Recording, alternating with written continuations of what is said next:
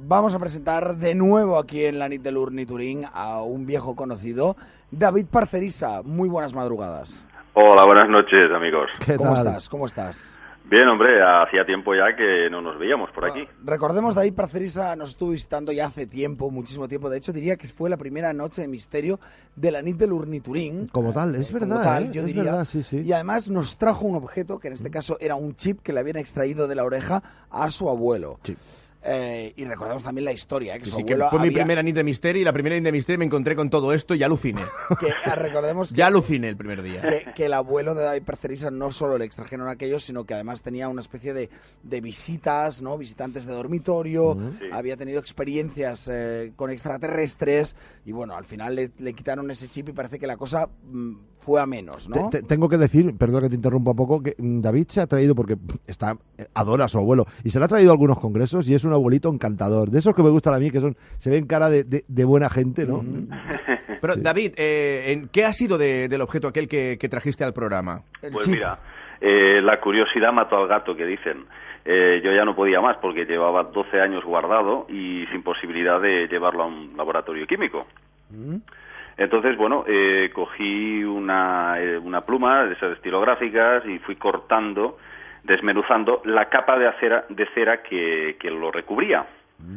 Entonces, bueno, yo iba calando y, sorpresa, ahí no había nada. O sea, no había nada sólido. No era ningún objeto sólido debajo. Entonces, simplemente es materia orgánica lo que ha quedado ahí residual. El caso es que, mira, por ejemplo, no sé si lo comenté con Miguel, esto se lo estuve comentando a JL. José Luis de Mundo Desconocido. José Luis, sí, exacto.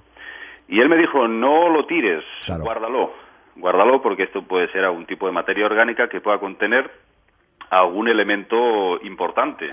Porque, o David, haber algún tipo de elemento químico que no es conocido aquí en la Tierra. Porque muchas veces estas entidades que realizan estas abducciones no necesariamente utilizan cosas, digamos... metálicas, exactamente, electrónicas, chips, sino que pueden utilizar perfectamente, pueden compactar materia orgánica de alguna forma para que cumpla ciertas funciones de antena. Entonces, claro, ahí está el tema. Yo te iba a decir, David, perdona que te interrumpa, justamente esto, que lo normal es que fuera materia orgánica. No esperábamos, bueno, yo por lo menos no me cuadraba que hubieras encontrado un metal. Si hubiera un metal, habría habido rechazo. Entonces, claro, y recordemos que todas las implantes, ni uno crea rechazo, claro, que ya es raro. Eso se enquistaría, ¿no? No, de hecho, a veces hasta cuando te trasplantan un órgano, crea rechazo. Claro, y es orgánico. No, mira, nosotros lo que contamos con el testimonio, digamos, más importante es el doctor, porque el doctor es el que entiende de este tema. Él dijo que en toda su carrera, dilatadísima carrera, un señor ya muy mayor, no sé si está ya a punto de jubilarse, no había visto nunca nada igual. Y que la forma que tenía era totalmente artificial. Sí. Ahora volveremos a colgar la foto, pero recordemos que parecía una pequeña antena parabólica. Sí, porque era cóncavo y convexo. Tenía dos lados. Entonces, además era como muy redondo, excesivamente redondo. Claro, ahí está el tema. Aquí lo curioso hay que decir que yo se lo envié a JL. O sea, esto se fue a Valladolid. ¿Y qué pasó? Que no llegó nunca. El paquete no llegó. Y eso es algo rarísimo. Yo estuve pidiendo explicaciones en correos y no supieron decirme qué fue ese paquete. Yo no quiero ser conspiranoico. Soy conspiracionista, pero no me considero conspiranoico, que es diferente. Pero realmente da que pensar. ¿Pero lo has perdido, David? O sea, ¿no ha llegado? No, a ver, yo cogí la mitad de esas muestras, pero me queda la otra mitad. ¡Ostras! Me queda la otra mitad. Sin embargo, aún estamos a tiempo, digamos, de analizarlo. Estas pequeñas muestras que han quedado, ¿no? Yo creo que sí que puede contener algún tipo de elemento raro, Pero tenemos que encontrar un laboratorio químico, alguien que esté dispuesto, aunque sean un grupo de estudiantes, porque estas cosas no son baratas, No son baratas de revisarlo. analizar. No, Exacto. seguro. Y sobre todo que sea gente de confianza, es decir, que tú puedas estar ahí en todo el proceso, proceso. no vaya a ser que vuele o desaparezca, ¿no? Bueno, recuerdo, George Cavasilas me comentó que él se quitó uno y recuerdo en un programa de radio que hicimos que le toqué y tenía un bulto y No, tal. tenía, sí, sí. Oh, bueno, recuerdo, Tenía un montón de bultos. Bueno, sí, pues sí. los bultos, y yo le decía, oye, pero ¿por qué no te sacas uno para analizar y se acaba la historia y se termina el debate? Y mira, lo sacamos. Dice, si ya lo hice, me saqué uno y se perdió. O sea, lo perdió. Qué casualidad. O sea que, y tenía más, dice, es que Exacto, no, dice, qué además que casualidad duele un que se montón. pierdan siempre. Pero yo veo cierta lógica, ¿eh? O sea, el tema de llegar y no encontrar nada de lo esperado, porque dentro de nuestra mente racional esperaríamos algún metal o alguna cosa. ¿Qué tecnología no tienen que tener? Porque, oye, cuando tú te mueres, si te han metido un implante, al final resulta que tu cuerpo se desharía y el implante quedaría ahí. Bueno, o quizás se reabsorbe. Claro, con lo cual tiene que ser una materia. Además, siempre suele haber visitas antes de dormitorio, antes de que, o sea, no es una sola vez de llegar a un tipo y meterle un implante, sino que hay un seguimiento, con lo cual tienen ya datos, tienen información de esa persona. Entonces pueden crear, a lo mejor, digo yo, no sé, estoy especulando. A partir de eso, o sea, claro. una materia que es que no cause Mira, rechazo. a partir claro. del propio huésped, Que se pueda quizá reasimilar y demás. crean ese chip, Exacto. por ejemplo. ¿no? Yo mientras iba sacando la capa de cera, me di cuenta de que aparte de la forma curiosa que tenía tan simétrica, es la forma que estaba compactado en los lados. Estaba como compresionado de una forma que parecía como plástico. Y no, aquello es algo... Se fue deshaciendo, ¿no? Bueno, lo fui yo desmenuzando, pero hacía como unas tiras que se resistía. La cera, en principio, que yo sepa, no hace eso. Y recuerda, David, lo que comentaste del doctor, ¿no? Que doctor experto, que decía que de ninguna forma eso podía haber llegado allí con un proceso natural, ¿no? Sí. Yo hice de abogado del diablo y le iba diciendo, pues yo en el fondo, ahora hablo aquí de estos temas y tal muy abierto, pero yo en el fondo soy bastante escéptico y siempre intento buscar las tres patas al gato, ¿no? Entonces le iba diciendo, oye, ¿y esto no podrá ser mi abuelo que le entrara por accidente y tal? Dice, no. Dice, esto se lo han colocado y no se lo pueden haber colocado sin su consentimiento. Lógicamente él tiene que saberlo, ¿no? Y el abuelo decía, no, a mí no me han hecho nada aquí. Entonces, bueno, es un tema curioso. Y si además contrastas todo este hecho, todo este suceso con todas las experiencias paranormales que ha ido almacenando mi abuelo a lo largo de su vida desde que era pequeño, con ese ser que bajó volando del cielo cuando él tenía 8 años de edad, Sí. bajaba del pueblo cogido de la mano de su madre y vio perfectamente a la luz del día, a las 11 de la mañana, cómo bajaba un ser de unos 3 metros de altura, enfundado en un traje negro, con una escafandra en la cabeza. Aquello le causó un impacto brutal a mi abuelo. Estuvo ya toda la vida marcado por estos temas. Hombre, lo entiendo, ¿eh? A mí me pasa una cosa así, también me marca para toda la vida. Hombre, o sea, no es fácil olvidar ni y no impactarte por una cosa así. Y además, fíjate que es muy curioso lo que estás contando, David, porque precisamente que estamos tocando el tema de los OPARTs, Sí. hay uno que además aún está sin determinar según la ciencia, que bueno, y luego es muy fácil determinar, ¿no? Dicen, no, estos son imaginaciones, son Ya está, paraidolias, ya lo han son, determinado. bueno, da igual. Sí. Que es el sarcófago de Pacal, no sé si te suena.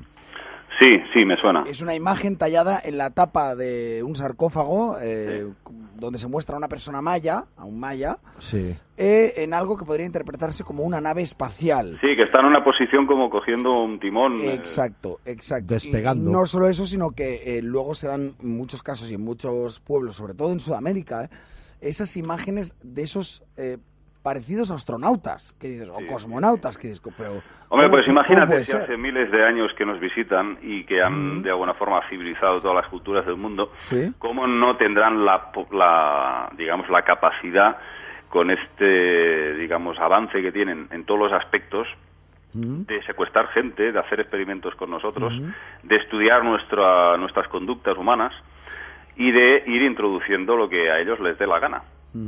Entonces, imagínate si es que puede ser todo posible. Yo de eso no tengo ninguna duda, vamos. Llevo un montón de años, 25 años estudiando pues todos estos temas, ya no arqueológicos, sino astroarqueológicos, ¿no? Y a día de hoy, pues pienso que en todo este tiempo a saber lo que han hecho con nosotros ya. Imagínate. ¿Crees que somos un gran experimento de Qué miedo. extraterrestres? Yo no creo que seamos solamente un experimento, yo creo que somos una granja, como apuntaba Salvador Fresedo, el gran Salvador Fresedo. Yo creo que el ser humano es un alimento, es un sustrato para otras entidades mal llamadas extraterrestres, porque es una palabra que se ha puesto muy de moda en los últimos años, y es una palabra que es el cajón desastre donde van todas las inteligencias que no podemos cuantificar, ni mesurar, ni entender su naturaleza. Y que a lo mejor y que llevan más tiempo que nosotros, ¿no? Exactamente, y además que van pasando miles de años y siempre están ahí. A mí me sorprende porque este tipo de teorías están bien, pero ¿por qué tomarse tantas molestias? Bueno, no es cuestión de molestias, es que ellos actúan instintivamente por lo que necesitan, y lo que necesitan de nosotros es básicamente el dolor, el sufrimiento. El ser humano es mucho más complejo de lo que pensamos. No solamente el cerebro emite montones de ondas de alta y de baja frecuencia que aún no hemos podido mesurar y que puede servir en lo alto de la cúspide alimenticia, pues que pueda haber otras entidades que puedan obtener algún tipo de energía, sino que además el ser humano en sí, las emociones que emitimos en nuestros campos áuricos, que todo esto, pues en esoterismo sabemos que el ser humano tiene, no recuerdo ahora, creo que hasta 7 cuerpos sutiles, ¿no? El cuerpo astral, el cuerpo espiritual, el cuerpo mental.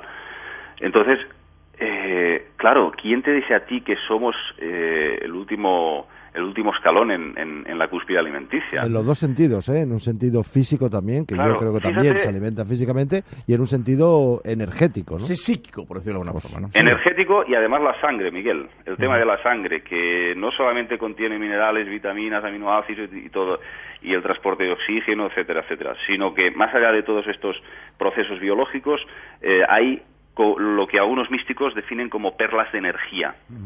Y hay entidades vampíricas que absorben y se aprovechan de eso. Y eso está demostrado desde el principio de los tiempos, cuando se han realizado todos estos rituales de sangre, sacrificios de animales, ofrecidos a los dioses, ofrecidos a los dioses que están en el cielo, o sea que todo por cuadra, supuesto, ¿no? Por supuesto, y siempre han sido los mismos seres.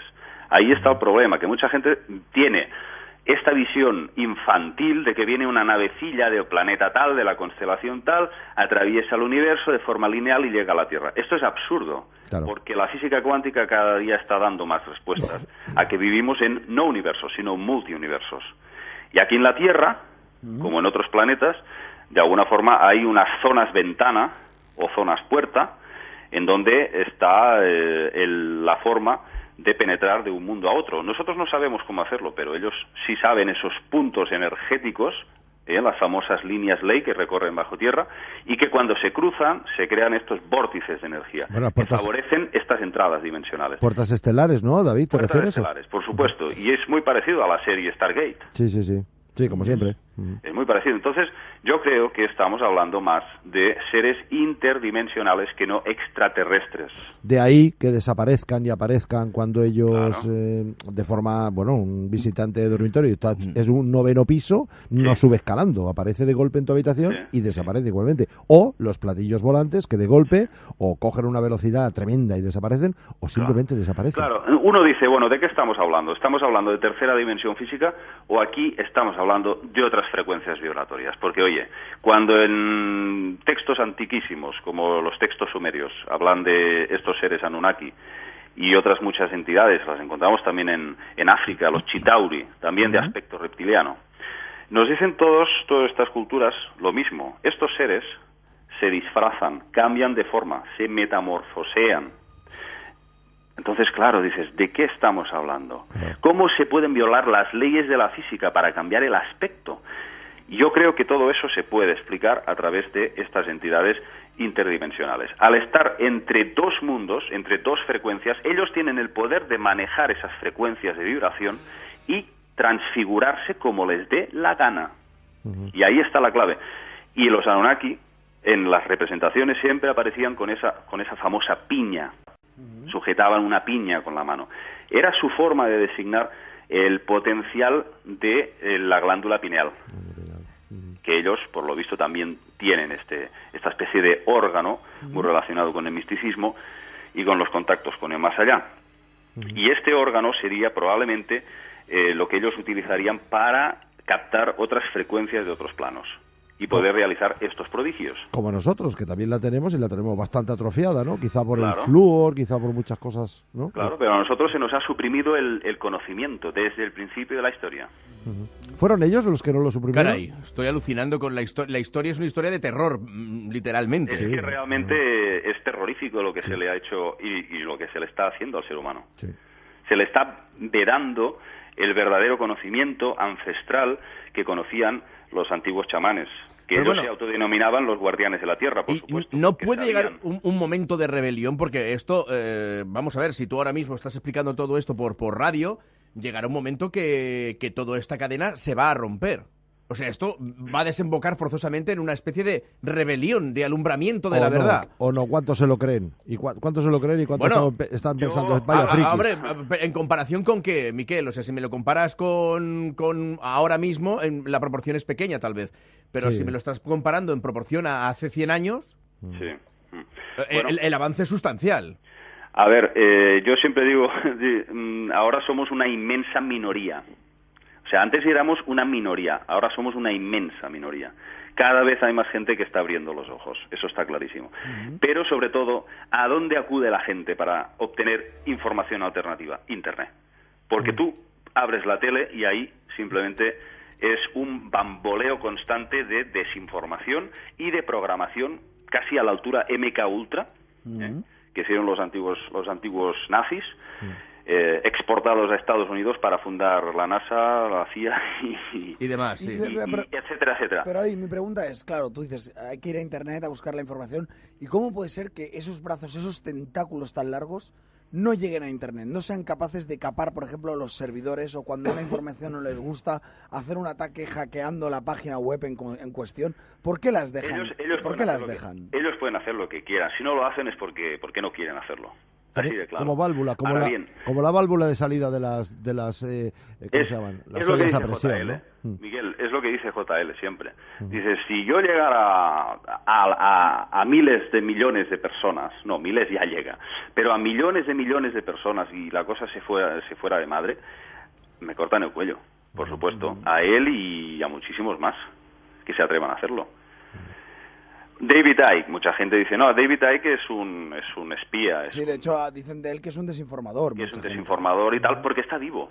O sea, porque no lo han matado. Claro. Y, hombre, vaya argumento más Sí, inteligente. la verdad es que sí. A ver, ¿qué sabemos? No sabemos porque no se lo han cargado. También puede ser que sea lo que él dice. Él dice que no lo han podido matar simplemente porque él trabaja en una frecuencia, en una vibración muy positiva y que no pueden.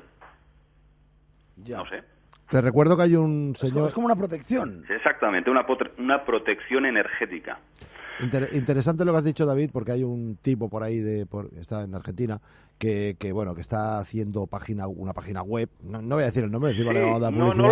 lo digas, ya sé cuál es. ¿Sabes cuál es, no? Y el tío está metiéndole a todos los españoles que andamos con el nombre y apellidos, ya cuando lo él sé. es un anónimo y tal. Y entonces, bueno, resulta que todos somos lo peor. Pero eso sí, como tú bien decías, aquí el único que tiene que ser honesto es el que ha muerto. Ah, si se lo han cargado, entonces Sí, ese sí era, Claro, ese sí como era ya no bueno. puede hablar, pues... Claro, entonces sí, bueno. ahora resulta que era bueno. Pero los demás, todos son Dobles desinformadores. agentes. Sí, en mi caso triple, sí. A mí me paga la CIA, el Mossad y vamos, ya Pero me eso- gustaría. Eso me ya lo gustaría. sabíamos, Miquel, que Pero tú estás a sabíais. sueldo del Pero un Mossad. momento, pero eso también es una buena protección, ¿eh? El que se piensen que eres triple agente es una buena protección. Oye, pues no lo había visto así nunca, Claro. qué bueno. No, yo tampoco, pero Qué yo bueno. les digo, si crees que soy un doble agente, ven a mi casa y mira cómo vivo. Te invito a pasar una semanita aquí y vas a ver la vida que tengo. ¿Te acuerdas Bueno, que- pero vamos Que a no ver, llego a final de mes. es Ojalá que- fuera una Ojalá, CIA ¿verdad? o de la CIA para cobrar ahí un... Ya Es que, ves tú. perdonadme, la clave del buen agente secreto es no parecerlo. Claro. Sí, no parecerlo, pero ir con su nombre y apellidos es un poco raro, ¿no? Ser Bueno, doble agente con nombre y si apellidos. son su nombre y apellidos. No, pero ahí está el problema, que la gente que dice estas cosas no sale su nombre y apellidos. La Ahí gente está. que denuncia bueno, pues a Celades, a mí, al otro y al otro. Mira, fíjate que hasta han llegado a decir en esta página, que no vamos a decir el nombre, Sí. que el Víctor Brosa es un agente doble también. Sí, sí, sí. Imagínate. Bueno, y Salvador Una Freixedo lo pone... persona, magnífica, que está haciendo un trabajo espiritual magnífico, y la acusan de eso también. En fin, A Freixedo lo pone abominable. de vuelta Pero, y media, a ¿quién Freixedo. creéis que está detrás de estas páginas web? Un tipo que lo que ha conseguido son un montón de visitas en base a eso, porque fíjate que ahora estamos hablando de él. Entonces, no sé si está cobrando por parte de alguna entidad, no lo sé. No, yo lo dudo bastante. Pero lo que sí, el sistema es muy bueno, en el sentido de que en medio de dos verdades te mete una mentira y no veas cómo te entra, pero bien. Porque el tipo está denunciando los chemtrails, el no orden mundial, el no sé qué, o sea, todo, ¿no? Y sí, pero se cree que gente como nosotros somos los malos de la película. Bueno, también es la manera de quizá él conseguir llevarse pues la gente que os sigue a vosotros. Eso también. Hay una parte quizás subconscientemente que busque eso, sí. De todas maneras, ¿tú has pasado alguna vez miedo, David? No, porque yo no señalo nunca a nadie.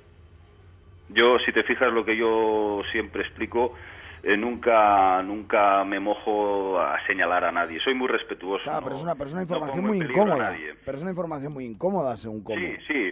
Sí, es incómoda a nivel conceptual, pero no es lo mismo que Campos. Campos sí que se la juega. Ese sí que es un héroe. Para mí es un héroe, Campos. Porque él sí que te dice, mira, el fundador de tal, no sé qué, la agencia tal, y lo dice con nombres y apellidos. Sí. O sea que yo en ese juego no. En esas cosas prefiero no entrar. David ahí ha sido, sí tendría miedo. Si siempre ha sido más respetuoso. Yo también ahí con caza de búnkers también les meto caña, porque es que si no se envalentonan también, ¿sabes? Es verdad. Pero de todas maneras, volviendo un poquito a los OPARTs, tú antes fuera de antena nos comentabas, por ejemplo, que algunos de los objetos sagrados, en este caso la Alianza, no era exactamente un baúl para llevar los 10 mandamientos, era algo más. Hombre, a ver, medía 1,31 centímetros, y 78 centímetros de alto y ancho. No era precisamente grande como para contener ahí las tablas de la ley, la vara de Aarón y toda la historia. Entonces, ¿qué función tenía aparte de tener esos objetos sagrados, sagradísimos?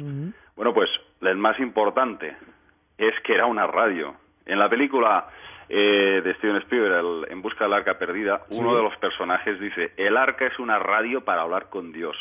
Y exactamente eso es lo que era.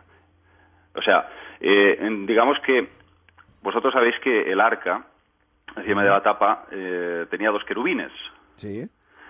Las alas de los querubines se tocaban, formando una especie de triángulo sagrado. El espacio abierto que quedaba entre estas alas se le llamaba el oráculo. Vale. Y ahí se supone que es desde donde Moisés podía hablar con Dios. Hola. Ahí había una especie de antena en la que se comunicaba. Y es que el propio pueblo judío se lo decía a Moisés, oye, por favor, que no hable Yahvé porque todo tiembla. Tenemos miedo cada vez que se manifiesta. Oye, una antena de esas no sería bien, ¿eh? ¿Eso es por streaming o por...? Esa no. Entonces, pues eso, de alguna forma Yahvé idea un sistema para hablar con el pueblo judío a través del arca de la alianza. Pero además era un objeto sumamente peligroso. Hay varios relatos en la Biblia que dicen que cuando lo tocaban, a no ser que fuera Moisés o los sumos sacerdotes, evidentemente morían, quedaban desintegrados. Y incluso hay una parte en la Biblia en la que Yahvé les indica a Moisés que tiene que hacerse unas túnicas de lino para cubrir su cuerpo de los hombros a los tobillos. Y además le enseña Yahvé a Moisés cómo embadurnarse el cuerpo con un ungüento compuesto con resinas aromáticas, como una especie de capa aislante por la tremenda radioactividad que emitía el arca. Es decir, estamos hablando de un aparato nuclear que contenía energía atómica. Y aparte de eso, pues mira, aquí en España tenemos al ingeniero José Alfonso Hernando, alias Valdeán de Mágico, Celades lo conoce. Sí, oye, me lo has recordado siempre, tenemos que llamar a este hombre. A ver. Sí. Claro que sí. Sí. Bueno, pues este señor, José Alfonso, está convencido de que el Arca de la Alianza era un supergenerador eléctrico, capaz de desarrollar una tensión, dice, de unos 20.000 voltios. El caso es que este objeto, el arca, se elevaba en el aire cuando llegaban los enemigos, los persas, los babilonios, los macedonios, los egipcios, se elevaba en el aire, se situaba encima de ellos apuntando hacia el enemigo y lanzaba una serie de rayos tipo plasmático, arrasando ejércitos enteros. Entonces, claro, uno dice, coño, cómo es que teníais un objeto de estos que eran los reyes del mundo, y de golpe, cuando Moisés muere, el pueblo judío no hace más que huir de sus enemigos escondiendo el arca en cada sitio donde van pasando. Hay una especie de dicotomía en ese aspecto. Queda a entender que el único que sabía cómo funcionaba el arca, cómo activarla, era Moisés, por supuesto. Oye, ¿y dónde está el arca ahora, David? Bueno, qué tontería de pregunta, ¿no? Pero, en fin. Bueno, ¿dónde está el arca? ¿En qué especulas? Mira, hay un señor que creo que ya está muerto, Wendell Jones, decía que el arca se encontraba en el monte Sinai, o sea, en el monte Horeb, el monte de Dios. Hay otros que lo sitúan en Aksum, en Etiopía. Eso es lo que creen todos los creyentes de la Iglesia Ortodoxa de Etiopía. Ellos se basan en que la reina de Saba de Etiopía, recibió el arca como un regalo del rey Salomón. Eso es lo que ellos creen. Hay varias investigaciones que apuntan a que realmente se encuentra ahí. Pero sabiendo cómo está el mundo, David, esta arca la tienen que tener ahora mismo los judíos o los americanos. Bueno, sí, pero aparte de eso, lo que les interesa son los portales estelares. Y de eso hay mucho pues en estas zonas del Oriente Medio. Y mira, qué curioso, ahí es donde hay el jadeo siempre. Es verdad. Vaya casualidad, ¿no? Donde hubo, digamos, la gran tierra de los dioses. Y ahí empezó todo. Empezó la gran civilización sumeria y todas las que vinieron después. No tenemos mucho más tiempo, David, ya es lo que decimos, siempre se nos pasa rápidamente. Nos gustaría que volvieras a estar aquí con nosotros algún otro día, que Miquel pues ya quedaríais para venir o para hablar por teléfono. Pero la última pregunta, y por lo que tú has dicho, y haciendo un poco resumen de toda la sección de hoy, donde decías pues que hay unas civilizaciones que estaban aquí mucho antes que nosotros, ¿crees realmente que quizá los ocupas somos nosotros? ¡Qué bueno! Somos ocupas del planeta. Exacto, ¿somos nosotros los ocupas? ¿Parásitos ocupas? Bueno, en cierta forma, bueno, sí, más o menos. Yo creo que más que ocupas hemos venido a caer aquí como, pues por accidente. Por accidente nos hemos visto en medio de estas guerras entre hombres y dioses sin comerlo ni beberlo. Y la teoría, David, que mucha gente también habla, ¿no? O sea, igual que Freixedo habla, o JL incluso, ¿no? La granja humana. Sí. ¿No sería el zoo humano? ¿El qué? ¿No sería un zoo? ¿No sería un zoo...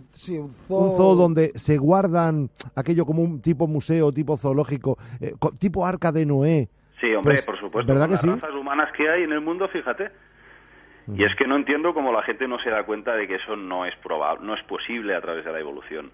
Ellos argumentan, la ciencia oficial, ¿no?, que, bueno, pues estas razas, ¿no?, los nórdicos en frío, los negros en África, en el calor, pero realmente yo creo que no tiene nada que ver con una adaptación al clima, ¿eh?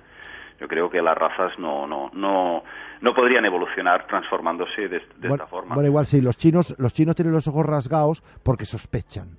Ahí está siempre estreñidos. Los chinos se dice que vienen de los Dropa, una raza que parece que aterrizó o se estrelló una nave. Algo he oído por ahí. Bueno, David Parcerisa, como siempre, muchísimas gracias por haber estado aquí con nosotros en la nit del Urniturink. A vosotros, amigos. Y esperemos escucharte en breve porque nos hemos dejado muchísimas cosas en el tintero, ¿eh? Entre otras cosas, pues hablar de esa civilización sumeria y de todo lo que se encontró en sus textos. Por supuesto. Gracias, David. Gracias, David. Gracias. Hasta luego. Un abrazo. Un abrazo. Miquel Celades.